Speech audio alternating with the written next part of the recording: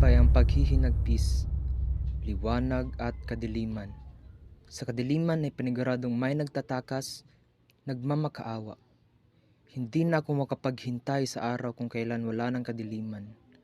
Kaya sa aking mga kalaban, no limitangere. Ako, si Jose Rizal, at ito ang kwento ng aking bayan.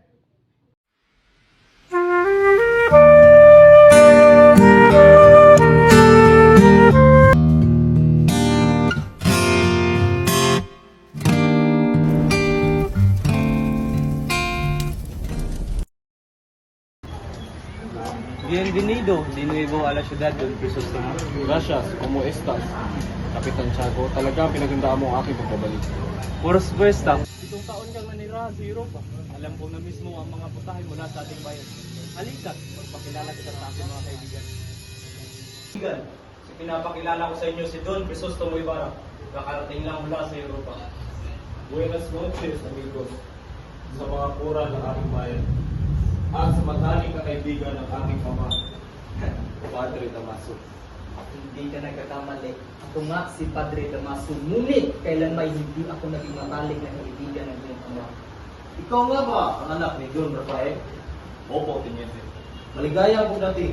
Naway mas maparal ka kaysa sa iyong ama. Senyor Ibarra, halos 7 taon na namalagi sa ibang bansa. Anong pinakamadong bagay na inyong nakita, Senyor Ibarra? Nung nalaman ko ang kasaysayan, nalaman ko na ang kalayaan ang ibigigda sa isang bayan patungo sa kasigalahan. Nagawa mong lustayin ang iyong yaman dahil lang dyan? Wala ka na bang nakitang mas mahalaga pa? Isa kang bulag. Kahit ang isang bata ay kaya makita yan. Nagpapasalamat ako at palagay ang loob ng dating pura sa akin.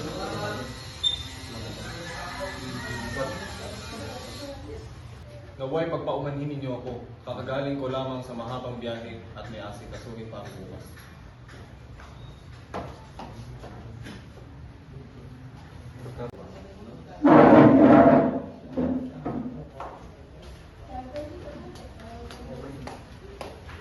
Senyor Ibarra, Sir Tiniente, kayo ba na? Wala ka bang nalalaman? Sa pagkakaalam ko, ang iyong ama ay namatay sa loob ng bilangguan. sa bilangguan, nakulong ang aking ama. Hindi kayo nagkakamali ka lamang sa inyo. Hindi ako maaaring magkamali. Ang iyong ama, si Don Rafael, na pinagbintang ang irihi at pilbustero ni Padre Damaso. Paano nangyari yun? Paano siya nabilanggo? Pagmamahal at pangamba, magkahalong damdamin sa kanilang muling pagkikita.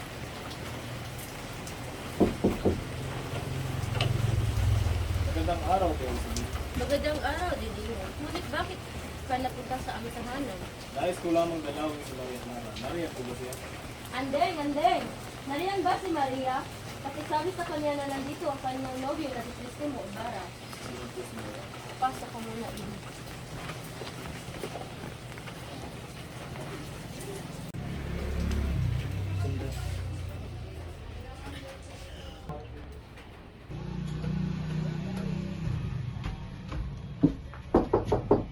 Binibini, nandito si Crisostomo Ibarra. Si Ibarra? Nandito si Crisostomo Ibarra? Clara. Akala ko nakalimutan mo na ako. Marami pa naman mga babae dyan sa Europa. Kailanman hindi kita ipagpapalit sa ibang Maria. Tulad mo, ako ay nasasabi sa ating mag-isa.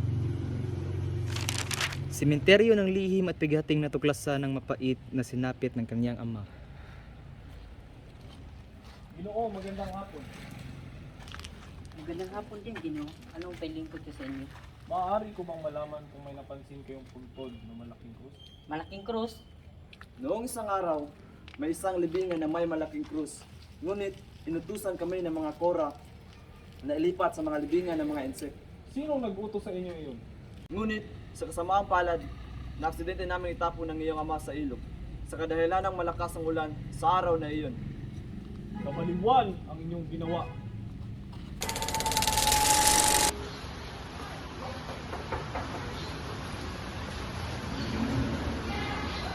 Mahal na Cora, tanggapin ninyo ang aming munting handog para sa ating simbahan.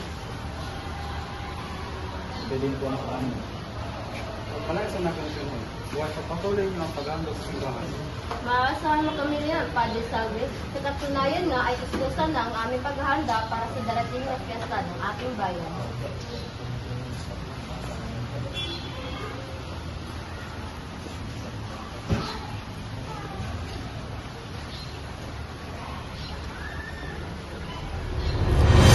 Ano ginawa sa aking ama? Wala akong ginawa.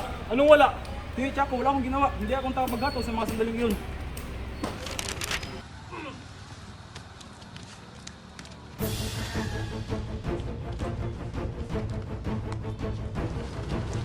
Wag po, nagmamakaawa po ako. Nasaan ang pira? Sabihin mo!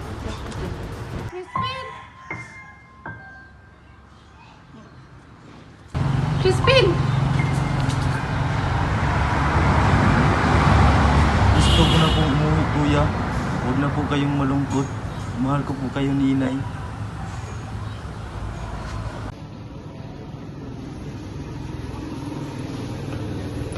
Para saan yung dalagi, na? Para po ito sa Cora, nais ko lamang siyang makausap sapagkat ang aking anak na si Christine na hindi ko pa nakikita simula kahapon. Kung ganun, ikaw pala ang ina ng magnanakaw na si Crispin. Alam mo ba, Ginang, kanina nagnakaw siya at natapos lumisan siya. Sa katotohanan lang, narinig ko kanina na papunta na ang gwardiya sa iyong tahanan. Ang mga Guardia Civil?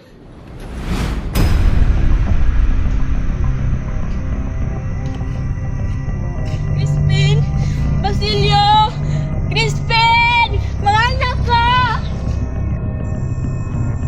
Mga anak ko! Crispin! Basilio! Mga anak ko! Crispin! Basilio! Nasaan na kayo? Hindi ko na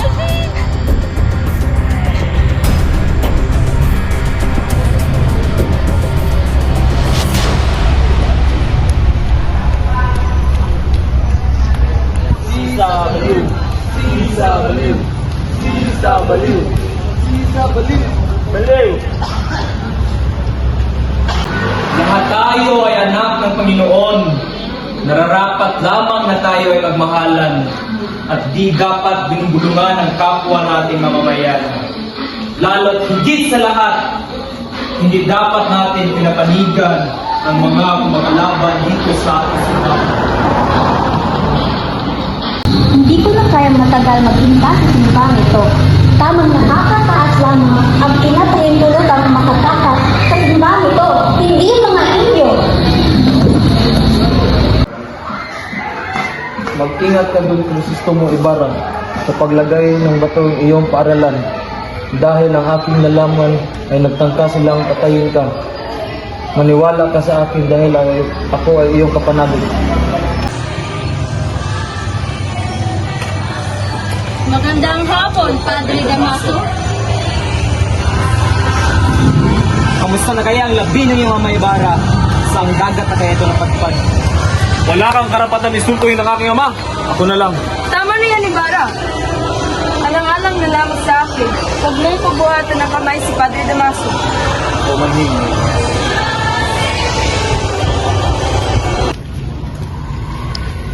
Magandang umaga, Crisostomo Ibarra. Maaari ka ba niya ang sumama sa amin? Bakit? Ano ang aking ginawa? Ikaw ang direktoro sa nagsimula ng pag-aalsa ng filibustero. Ngunit wala akong kinalaman siya, senyor. Bitawan niyo ako. Alam niyo ba na si Maria Clara ang pinakamagandang binibini at nagtataglay ng ubod ng kabaitan dito sa bayan ng San Diego? Yun yung binibini ang nais ko. Kapitan Tiago, siya nga pala si Don Alfonso Linares de Espadano, ang kamag-anak ng aking anak at inaanak ng Padre Damaso. Magandang araw siya. At kaya din siya. Nais hingiin ni Alfonso ang kamay ni Maria Clara. Kung payag ka ba dito, Kapitan Tiago? Walang problema sa akin yun. Basta alagaan niya lamang ang aking anak. Ayoko, Ama. Labis akong tumututol. Si Crisostomo Ibarra lamang ang aking minamahal. At hihintayin ko siya kahit anumang mangyari.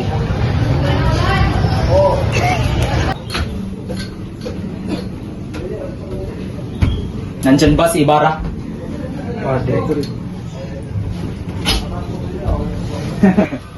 Anak ka talaga ni Rafael Ibarra. Parehas kayo nagmamataas, kaya walang duda. Parehas kayo nang sasapitin. Hindi na ako makapaghintay na makita ang iyong bangkay tulad ng iyong ama na palutang-lutang lang sa dagat. Huwag na huwag yung hamakin ng aking ama! Dahil gusto sumahin, mas masahol pa kayo sa Diablo, mga praile. Oras na! Mga gwardya, bubugin niyo to!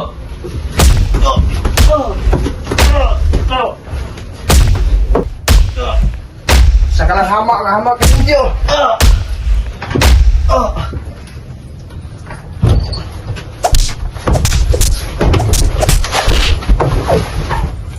Gusto mo, Ibarra, gumising ka.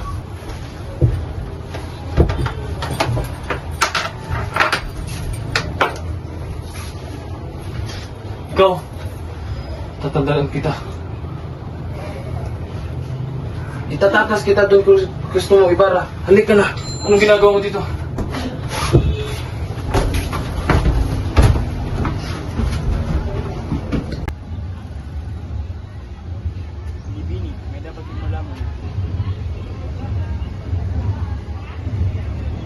Hindi! Hindi ito maaari! Hindi pakatay si Ibarra! Nangako siyang babalikan niya ako!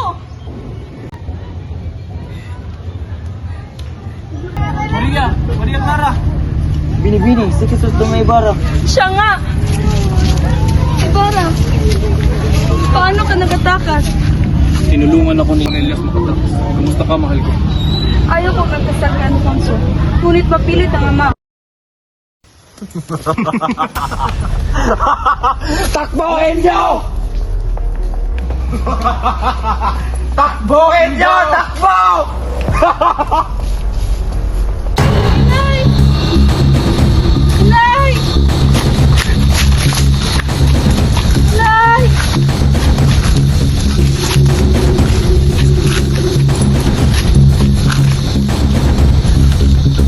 Nay! Nay! Nay! Ano? Nay, huwag niyo po akong iwan. Iniwan niyo na po ako ni Crispin. Nay!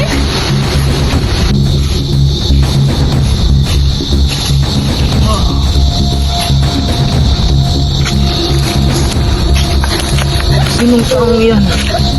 Siya po! Siya po ang aking inay! Nasugatan ako. Hindi rin magtatagal. Babawian din ako ng aking buhay. Maghanap ka ng kahoy at itabon mo sa aming dalawa. Pagkaraay, sunugin mo kaming dalawa. Hukayin mo ang mga ginto. Ariin mo at gamitin sa pag-aaral. Pagkat naniwala ako kayong mga kabataan ng pag-asa ng bayan.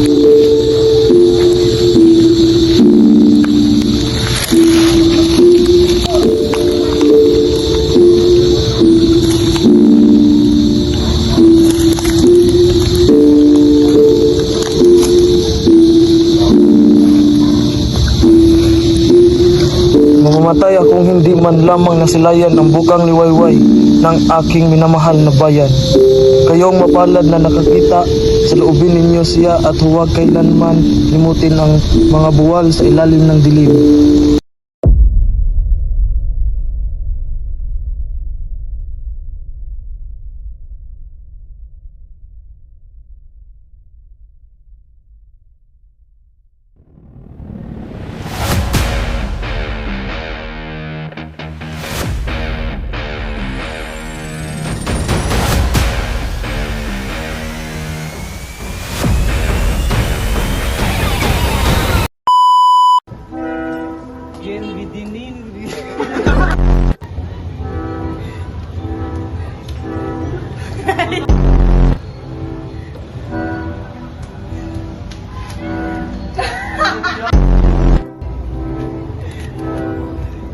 Wala kita. No! Mas makasama ka ni mo.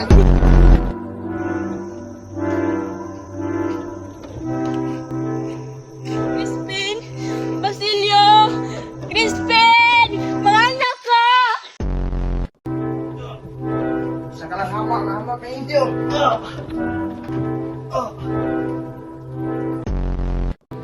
kung ganun, ikaw pa lang, ay sa, Go. Hindi nga dugo, muro nagpintal. Kamay ang kamera gaw. Yan na gaw.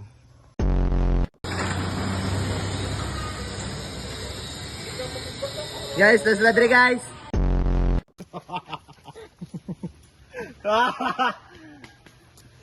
Okay to. Inyo to.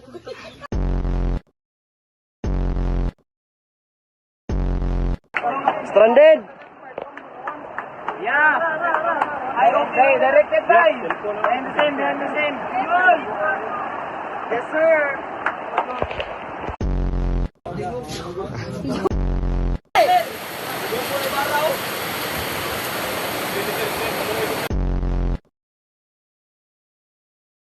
One eternity later. Kawa!